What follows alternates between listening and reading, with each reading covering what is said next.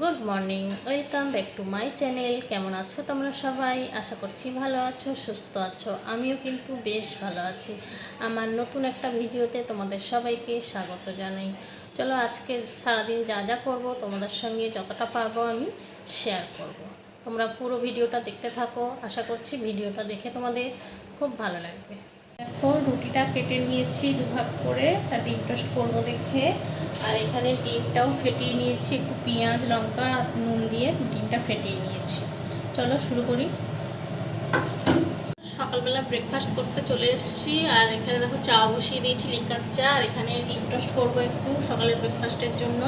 তো কড়াই তেল দিয়ে দিয়েছি, এবার আমি এই ফেটিয়ে রাখা ডিমটা দিয়ে দেবো। তো চলো ব্রেকফাস্টটা করে নিই, তারপরে আবার তোমাদের সঙ্গে কথা বলবো। দেখো ডিম টোস্ট হয়ে গেছে, আর এখানে কিন্তু চাও হয়ে গেছে। চলো ব্রেকফাস্টটা করে নিই তাহলে, তারপরে আবার তোমাদের সঙ্গে কথা বলবো। দেখো ব্রেকফাস্ট করার পরে আমি টিভি ক্যাবিনেটের সামনে দাঁড়িয়ে পড়েছি, যে তোমাদের দেখাচ্ছি একটু ক্যামেরাটা ধরে যে কতটা ধুলো পড়েছে। মানে আমি নিজেই দেখে থাকতে পারছি না, এত ধুলো পড়েছে। দুদিন ছাড়া ছাড়া পরিষ্কার করা হয়, তবুও যে কোথা থেকে এত ধুলো আসে কিছুই বুঝতে পারি না। মানে আমার বাড়িটা হচ্ছে মেন রাস্তা থেকে অনেক একটু ভেতরে, তবুও কোথা থেকে এত ধুলো আসে আমি কিছুই বুঝতে পারি না। তো আজকে ফাইনালি ভাবলাম যে আমি ধুলোটুলোগুলো পরিষ্কার করে আমি রান্নার দিকে যাব। আর এটা হচ্ছে রবিবারের ব্লগ, আমি রবিবার এটা শ্যুট করেছিলাম। আর তোমরা আজকে এই ব্লগটা দেখতে পাবে। আজকে হচ্ছে মঙ্গলবার, তোমরা আজকে এই ভিডিওটা দেখতে পাবে। তো দেখো ভালো করে আমি ধুলোগুলো পরিষ্কার করে নিচ্ছি।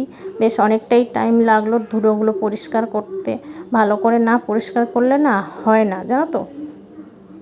তো ভালো করে আগে ধুলোটা পরিষ্কার করে নিয়েছি, নিয়ে এবার দেখো টিভিটাও আমি কলিং দিয়ে আর টিস্যু পেপার দিয়ে ভালো করে টিভিটাও পরিষ্কার করে নিচ্ছি।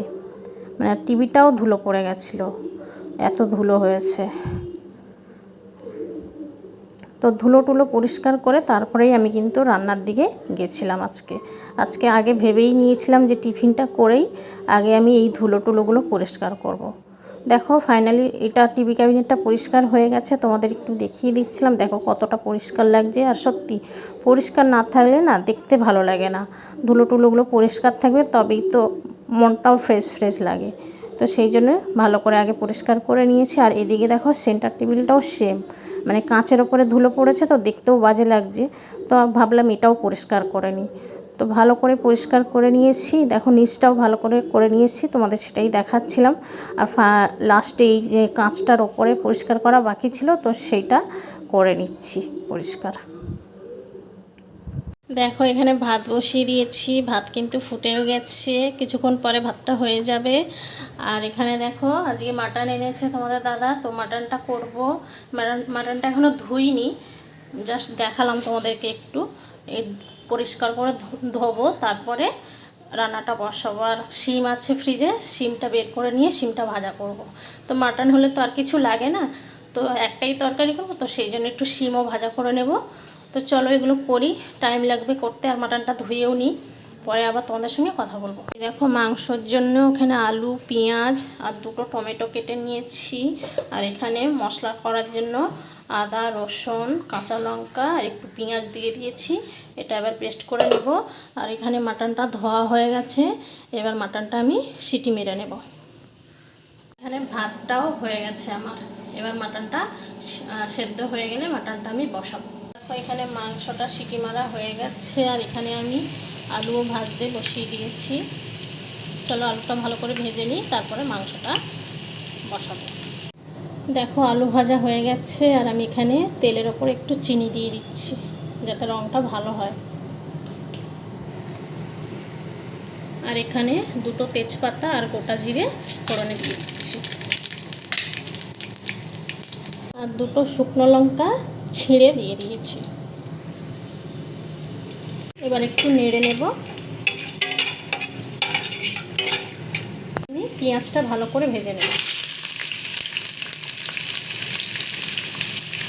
দেখো আলু ভাজা হয়ে গেছে, আলুটা ভেজে নিয়েছি, সমস্ত পেঁয়াজ দেওয়া হয়ে গেছে। এবারে পেঁয়াজটা আমি লাল লাল করে ভেজে নেব, তারপরে আমি মশলাটা দেব। কিছুক্ষণ ভাজার পরে মশলাটা দেবো আমি। পেঁয়াজটা হালকা করে ভাজা হয়ে গেছে, এবার আমি স্বাদ মতো নুন দিয়ে দেব।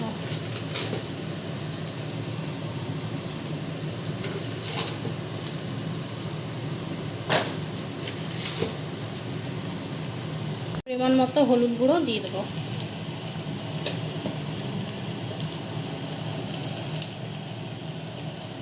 পরিমাণ মতো লঙ্কার গুঁড়ো দিয়ে দেব।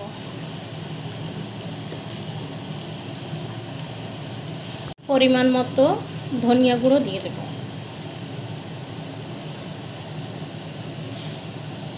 পরিমাণ মতো জিরের গুঁড়ো দিয়ে দেব।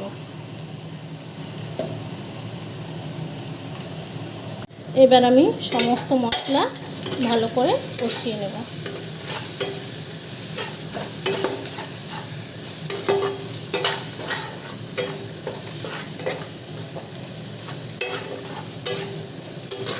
এরপরে আমি মশলার পেস্টটা দিয়ে দেব। এই যে কাঁচা লঙ্কা, আদা, রসুন, একটু পেঁয়াজ পেস্ট করে নিয়েছিলাম, এবার আমি পেস্টটা দিয়ে দিচ্ছি। বাটিটা ধুয়ে জলটা দিয়ে দেব। এবার আমি ভালো করে সমস্ত মশলা কষিয়ে দেব।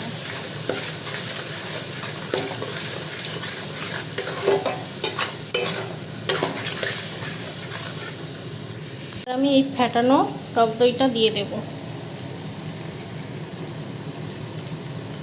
দিয়েছি, টমেটোটা না দিলেও হতো, তাও দুটো ছোট ছোট টমেটো ছিল তাই দিয়ে দিয়েছি। এবারে ভালো করে মশলাটা কষিয়ে নেব।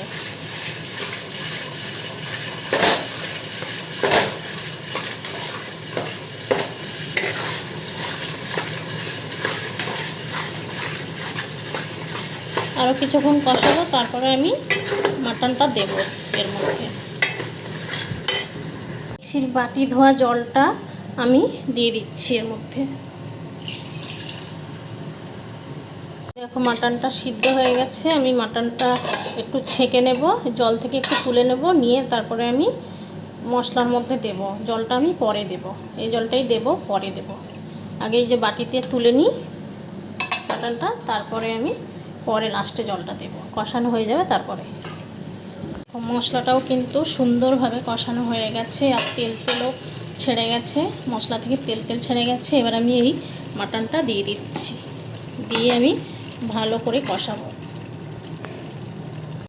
একটু ভালো করে কষাই, একটু টাইম নিয়ে একটু কষাতে হবে। তারপরে আমি মাটনের যে জলটা আছে, সেদ্ধ করার যে জলটা, ওই জলটা এর মধ্যে দিয়ে দেবো। আগে ভালো করে কষিয়ে নিই, তারপরে।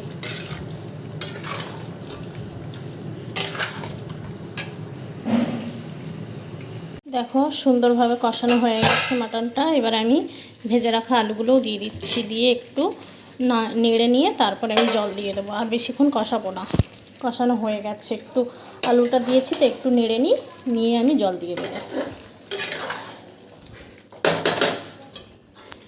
আলুটা দিয়ে একটু নেড়ে নিয়েছিলাম, নিয়ে আমি এবারে এই যে প্রেসার কুকারের জলটা সবটাই দিয়ে দিচ্ছি। একটু খুন্তি দিয়ে নেড়ে নিই, দেখে নিই আর জল দিতে লাগবে কি না।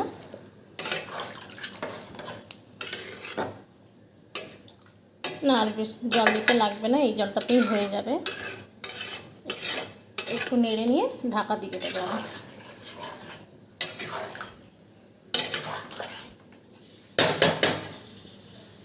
একটু ঢাকা দিয়ে দিচ্ছি। দেখো ঢাকনাটা খুলে একটু দেখে নিয়েছি, সব সিদ্ধ হয়ে গেছে। এবার আমি গরম মশলা গুঁড়ো দিয়ে দিচ্ছি, দিয়ে আমি নামিয়ে নেব। মাটনটা রেডি হয়ে গেছে আমার। ওটা দিলাম, দিয়ে একটু নেড়ে নিই। এবার আমি নামিয়ে নেব, নিয়ে আমি শিমটা ভাজা করে নেব।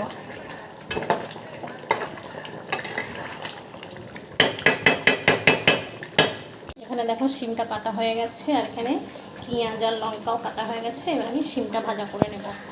তো দেখো স্নান করে পুজো দিয়ে একদম খেতে বসে পড়েছি। আর এই যে শিমটা ভাজা দেখায়নি তোমাদের, এই যে শিম ভাজা নিয়ে নিয়েছি, এখানে ভাতও বেড়ে নিয়েছি। আর এই শাকটা কালকে ভাজা করেছিলাম, তো কলমি শাক ভাজা এটা, তো কলমি শাকও একটু নিয়ে নিয়েছি ভাজা। আর এখানে দেখো মাটনটাও নিয়ে নিয়েছি, দেখো কালারটা কত সুন্দর হয়েছে। তো সবটাই নিয়ে নিয়েছি থালায় সাজিয়ে, এবারে খেয়ে নিই, পরে তোমাদের সঙ্গে আবার কথা বলবো। রবিবারে দুপুরবেলা মাটন আর ভাত খেয়ে জমিয়ে একটা ঘুম দিলাম। ঘুম দেওয়ার পরে মেয়ের একটু বিকেলবেলা ইচ্ছে হলো পার্কে যাবে, তো ঘরে বসে বসে ও বোর ফিল করছে। তো বলল যে মা, আমার এক বান্ধবীর সাথেই আমি পার্কে যাব, ওর বান্ধবী এখানেই থাকে। তো ওই বান্ধবীটার আজকেই পরীক্ষা শেষ হয়েছে, তো ও আর বান্ধবী দুজনে মিলে আর কি পার্কে যাচ্ছিলো। আমি পেছন পেছন যাচ্ছিলাম, তো ও মানে ক্যামেরাটা ধরতে ধরতে আর কি যাচ্ছিল। তো বাড়িতে বসে বসে আর ভালো লাগছে না, ওর আগে একটু পরীক্ষা শেষ হয়ে গেছে আর ওর বান্ধবীর আজকেই পরীক্ষাটা শেষ হয়েছে। তো বান্ধবী ফোন করলো, যে বললো যাবি পার্কে? ও বললো ঠিক আছে চল তাহলে। তো আমি বললাম ঠিক আছে চ, একটু ঘুরিয়ে আনিস, সামনেই আমার বাড়ির সামনেই পার্কটা। তো দুজনে মিলে একটু গেছিলো, গিয়ে বেশিক্ষণ ছিল না, একটু মানে খেলাধুলো করে মানে চলে এসছে। আর বাচ্চারা একটু পার্কে ছোটাছুটি মানে খেলাধুলো না করলে না ভালো লাগে না, ওদের মাইন্ডটাও তো ফ্রেশ হওয়ার দরকার আছে। তো এতদিন পরীক্ষা চলছিল, তো সেই জন্য মানে যেতে পারেনি, ঘরে পড়াশুনো নিয়েই ব্যস্ত ছিল। আবার তো সেই এপ্রিল থেকে স্টার্ট হয়ে যাবে ওদের নতুন মানে স্কুলের শুরু হয়ে যাবে, তখন তো আবার ব্যস্ত হয়ে যাবে, তো তখন তো আর বেশি নিয়ে যাওয়া যাবে না। তো এখন ছুটি আছে, সেই জন্যই একটু পার্কে যাওয়ার বায়না করছিল। তো আমি বললাম ঠিক আছে চ, ঘুরিয়ে আনি একটু। তো এই রাস্তায় যেতে যেতে একটু ভিডিও করছিলাম, ভিডিও করতে করতে দেখতে দেখতে আর কি যাচ্ছিলাম। এই দেখো ফাইনালি পার্কে চলে এসেছি। পার্কে একটু এসে ওর একটু খেলাধুলো করছিল, আর আমি বসেছিলাম, ওখানে বসার সিট ছিল, তো এখানে বসেছিলাম আর ওরা একটু খেলাধুলো করছিল। আমাদের বাড়ির পেছনেই এই পার্কটা, ছোট্ট পার্ক, খুব যে বড় পার্ক তা নয়, একদম ছোট্ট পার্ক। সবাই খেলাধুলো করছিল, সত্যি বাচ্চারা একটু